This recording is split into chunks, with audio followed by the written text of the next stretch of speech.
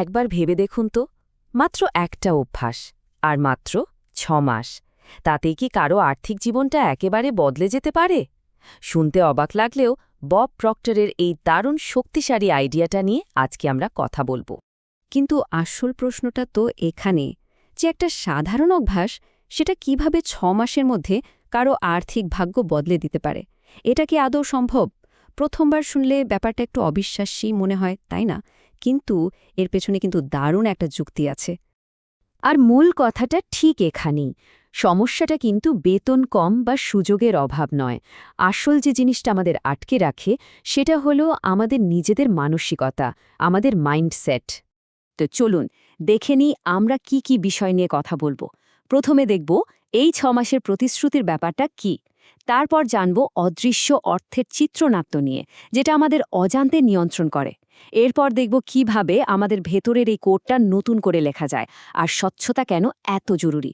পরিশেষে আমাদের চারপাশের মানুষজন কতটা প্রভাব ফেলে সেটা জেনে আমরা দুটো ফাইনাল মাস্টার অভ্যাসের কথা বলবো। আচ্ছা, তাহলে প্রথমেই আসি ৬ মাসের প্রতিশ্রুতির কথায়। আমাদের আজকের যে আর্থিক অবস্থা, সেটা কি শুধুই কপাল বা ভাগ্যের খেলা, নাকি এর পেছনে লুকিয়ে আছে আমাদের বছরের পর বছর ধরে জমে থাকা কিছু গভীর বিশ্বাস, যা আমাদের নিজেদেরও অজান্তে আমাদের নিয়ন্ত্রণ করছে? এই যে বিশ্বাসগুলোর কথা বললাম, এগুলোকেই বলা যেতে পারে ইনভিজিবল মানি স্ক্রিপ্ট বা অদৃশ্য অর্থের চিত্রনাট্য। মানে ছোটবেলা থেকে পরিবার, সমাজ, এমনকি স্কুল থেকেও টাকা পয়সা নিয়ে যে ধারণাগুলো আমাদের মাথায় ঢুকিয়ে দেওয়া হয়, সেগুলোই কিন্তু অজান্তে আমাদের পথ আটকে রাখে। একটু ভাবলেই দেখা যাবে টাকা নিয়ে আমাদের মাথায় কতগুলো কমন ধারণা গেঁথে আছে। যেমন ধরুন, টাকা আয় করা যে কি কঠিন, বা যারা বড়লোক তারা ভালো মানুষ হয় না। আবার এইটাও অল্পতেই সন্তুষ্ট থাকা উচিত। এই কথাগুলো আমরা এত বেশি শুনেছি যে আমাদের অবচেতন মন এগুলোকেই সত্যি বলে মেনে নিয়েছে। ব্যাপারটা আরও সহজে বুঝতে চলুন লটারি জেতার একটা উদাহরণ দেখি। আমরা তো প্রায়ই শুনি, তাই না, যে কেউ হয়তো রাতারাতি কোটিপতি হয়ে গেল, কিন্তু কয়েক বছরের মধ্যেই আবার তার সব টাকা শেষ, সে আগের অবস্থাতেই ফিরে এলো। কেন হয় এমন? কারণটা খুব সোজা।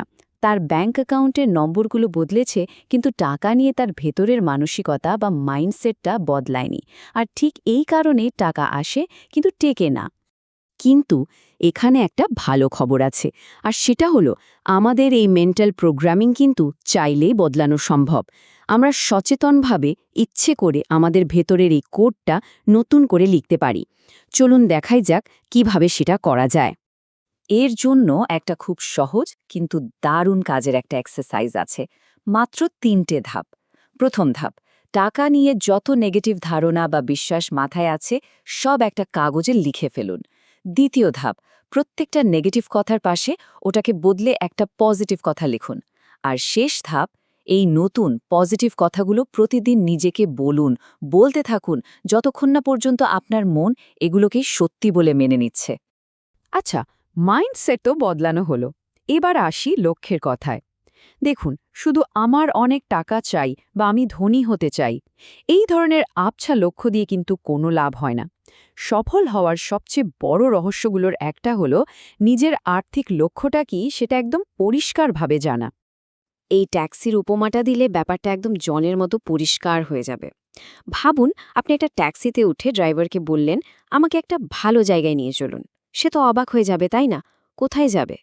কিন্তু যদি আপনি তাকে একটা নির্দিষ্ট ঠিকানা দেন, তাহলে সে কিন্তু আপনাকে ঠিকঠাক পৌঁছে দেবে। আমাদের ব্রেনও কিন্তু একদমই ট্যাক্সি ড্রাইভারের মতোই কাজ করে।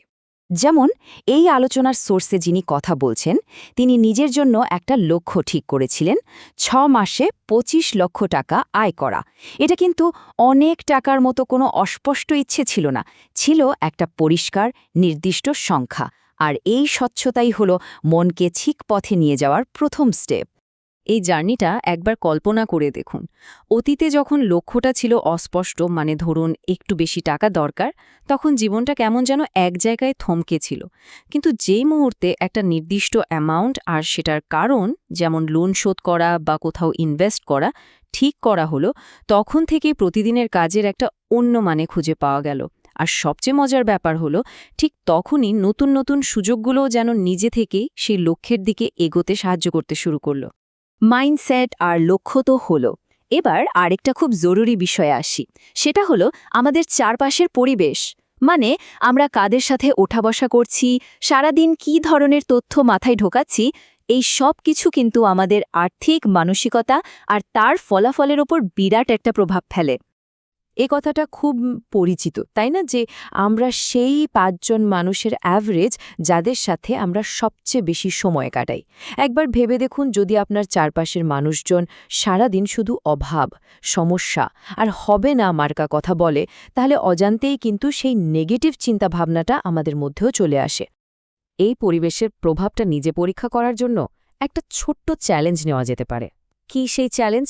মাত্র ৭ দিনের জন্য টাকা পয়সা নিয়ে সব রকম নেগেটিভ আলোচনা থেকে নিজেকে দূরে রাখুন। তার বদলে এমন মানুষদের কন্টেন্ট দেখুন বা পড়ুন যারা সুযোগ, উন্নতি আর পজিটিভ চিন্তার কথা বলেন। শুধু এই ৭টা দিন চেষ্টা করে দেখুন নিজের দৃষ্টিভঙ্গিতে কি বিশাল পরিবর্তন আসে। আপনি নিজেই অবাক হয়ে যাবেন।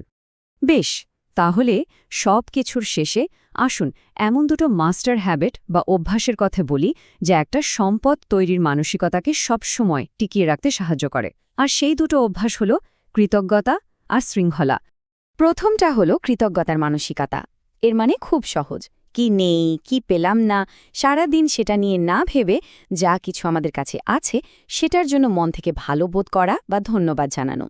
এই ছোট্ট অভ্যাসটা আমাদের ফোকাসকে অভাব থেকে সরিয়ে প্রাচুর্যের দিকে নিয়ে যায়। আর যখন আমরা প্রাচুর্যের কথা ভাবি, তখন আরও ভালো সুযোগ আমাদের দিকে আসতে শুরু করে। আর দ্বিতীয় মাস্টার অভ্যাসটা হলো পে ইয়োর সেলফ ফার্স্ট, বা আগে নিজেকে দেওয়ার নিয়ম। মানেটা কি? মানে হলো যখনই কোনো টাকা হাতে আসবে, সেখান থেকে অন্য কোনো বিল দেওয়ার আগেই একটা অংশ নিজের জন্য, সেভিংস বা ইনভেস্টমেন্টের জন্য আলাদা করে রাখা। ওয়ারেন বাফেটের মতো বড় বড় বিনিয়োগকারীরা কিন্তু একদম ছোটবেলা থেকেই এই নিয়মটা মেনে চলেছেন। এখানে অ্যামাউন্টটা বড় কথা নয়, আসল হলো নিয়মটা মেনে চলার অভ্যাসটা তৈরি করা। আসলে কি বলুন তো, টাকা পয়সার নিয়ম কানুনগুলো কিন্তু আমাদের ব্যক্তিগত উন্নতির থেকে আলাদা কিছু নয়। আসল সম্পদ টাকা নয়, আসল সম্পদ হলো ক্রমাগত নিজেকে আরও ভালো করে তোলা, সেটা আর্থিক দিক দিয়ে হোক বা নিজের দক্ষতার দিক দিয়ে। আর এই সব কিছুর মূলে রয়েছে একটাই জিনিস, একটা শক্তিশালী পজিটিভ মাইন্ডসেট। তাহলে শেষ করার আগে চলুন এই প্রশ্নটা নিয়ে একটু ভাবি। আমাদের সবার জীবনের আর্থিক গল্পটা কিন্তু লেখা হচ্ছে প্রতি মুহূর্তে, কিন্তু প্রশ্ন হলো সেই গল্পের কলমটা কার হাতে? আপনার গল্পটা কে লিখছে? এই পুরো আলোচনার একটাই সারমর্ম, নিজের আর্থিক ভবিষ্যৎকে নিয়ন্ত্রণ করার ক্ষমতাটা আর কারো নয়, পুরোপুরি আমাদের নিজেদের হাতেই।